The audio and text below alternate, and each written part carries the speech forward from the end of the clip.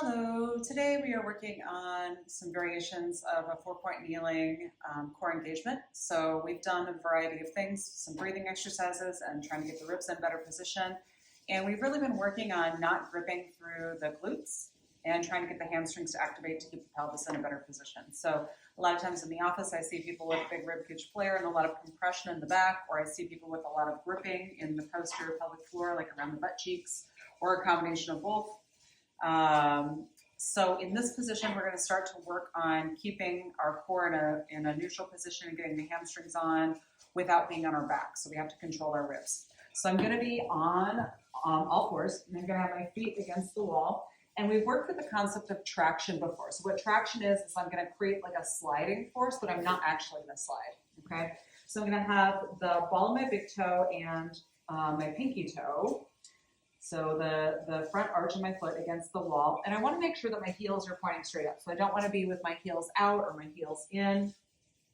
Sometimes I do want to be with my heels in a different position, but right now I want to be right with my heels straight up and down. My hands are going to be right under my shoulders, chin away from the chest. But I'm not thinking about like a cat or a cow position, okay? Trying to keep myself nice and broad through the collarbones. I'm just going to drag my heels up the wall, or my toes up the wall a little bit. And as I do that, I feel my hamstrings come on. Now my hamstrings are the muscles that attach to my sit bones, and they actually go below the knees. So they create a flexion, or like this type of a motion in my knee. And then they actually create a tuck of my pelvis, or an extension of my pelvis. So I can start to control the position of my pelvis just by getting those hamstrings on. And I can be here, and I can start to do some things like some very basic shoulder taps. So can I keep my hamstrings on and do some basic shoulder taps without getting any kind of a rib flare? And remember, I should be able to breathe into my ribs, so around my rib cage, my whole brow line. And then as I exhale, I'm going to keep that tension in my belly. And can I keep a little bit of tension in my belly and breathe in and out through my ribs as I do this while keeping my hamstrings on? So I'm just trying to control my position. And then I can get more exciting, so I can keep that tension in my hamstrings.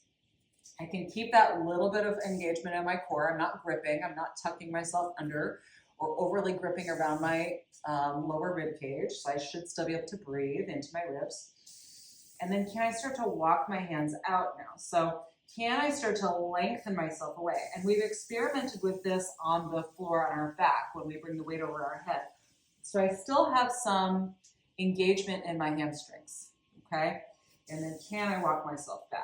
So I'm starting to learn how to keep that engagement in the hamstrings and move my hands.